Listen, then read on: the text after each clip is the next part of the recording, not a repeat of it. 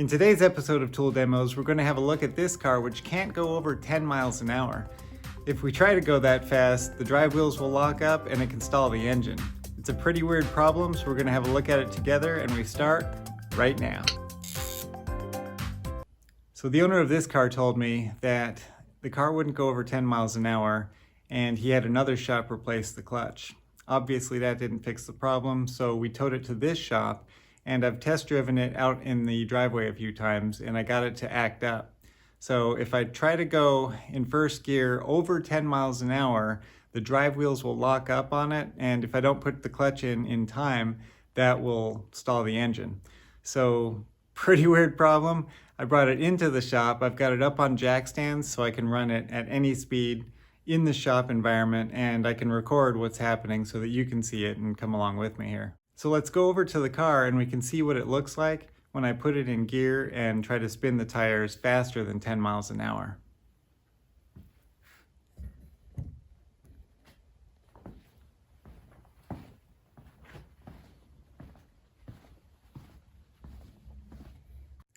Okay, so this is the front driver's side tire. I'm going to go in there, start it, put it in gear, and we'll see what happens when I try to get it up to speed.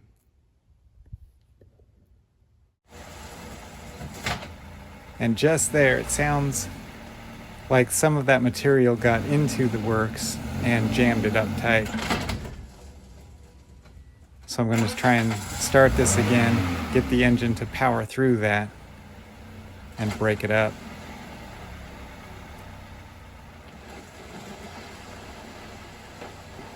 All right, we'll get this thing up to speed now. And once we're faster, you can hear that material rolling around in there once the gears pick up that fluid, and also the material that's in it as it washes around inside the gearbox.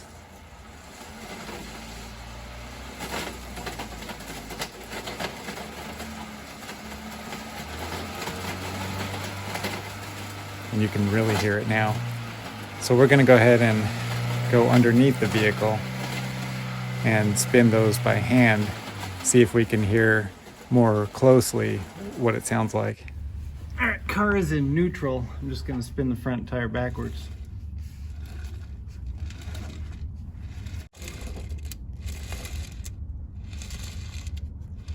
I'll do the passenger side tire now.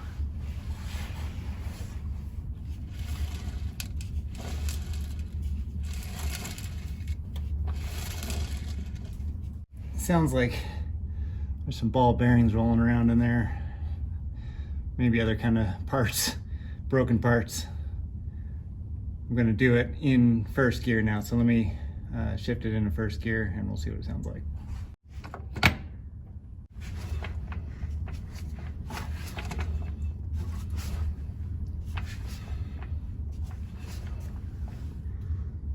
So that's forwards, here's backwards.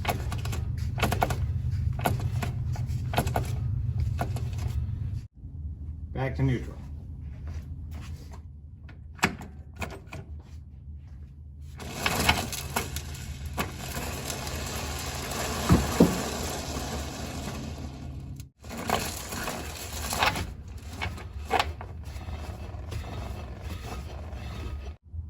Okay, that last time I was spinning the front tire forward, the driver's side forward, as fast as I could, and then you heard that clunk. And then you could see that the passenger axle engaged at that moment and started rotating backwards, as normal with a differential. I'm going to drain out some of the fluid and see what kind of pieces we get coming out of it. All right, I'm going to drain this transaxle and we'll see what kind of parts come out.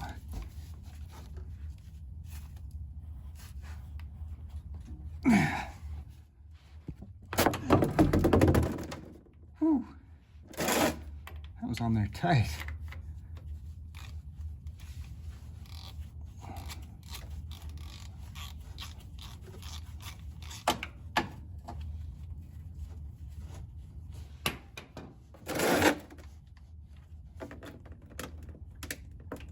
Oh yeah, that's gross. Now that it's mostly drained, I'm gonna take my magnet here and I'm just gonna put it there in the hole and see if I can fish anything out of there.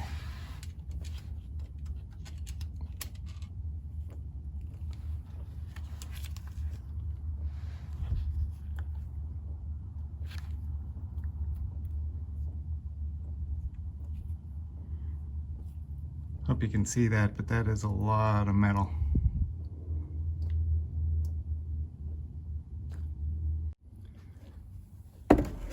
Okay, so this is really bad.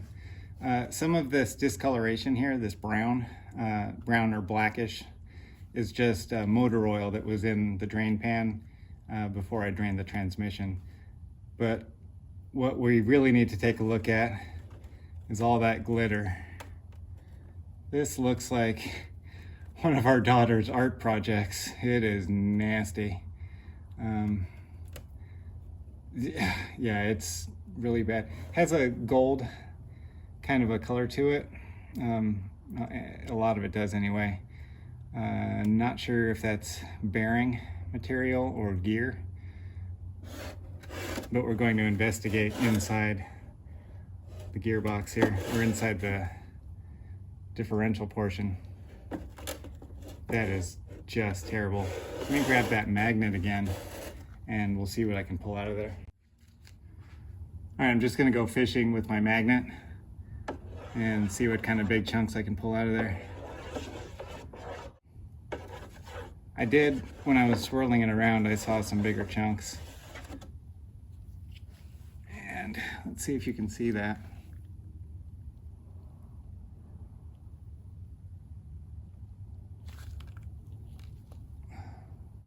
It looks like some of this gold material is non-magnetic, perhaps bronze, some sort of bushing material. There's some more here.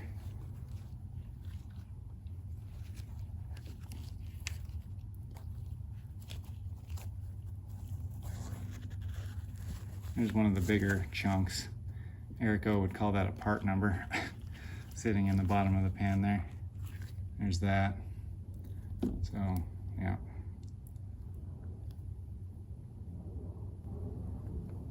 Perhaps a spider gear or gears are coming apart in there. This vehicle has 250,000 miles on it. And my thought is that it's going to need a new transmission. I think rebuilding this would be foolish. It would be too expensive. And when I say new transmission, I mean a replacement. I think the salvage yard would be a great place to pick one up. These things would probably be a dime a dozen in there, and it would be cost effective to do it that way, but it wouldn't make sense to buy a new transmission or put new gears in this one. See a lot of bearing material in there. Bearing gear, lots of different types of metals from probably lots of different parts. That's it.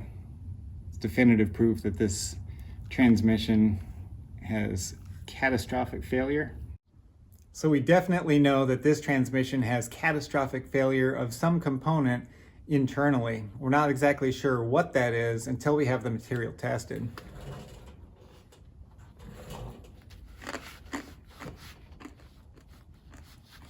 Yeah, definitely bearing material. You can tell by the crunch.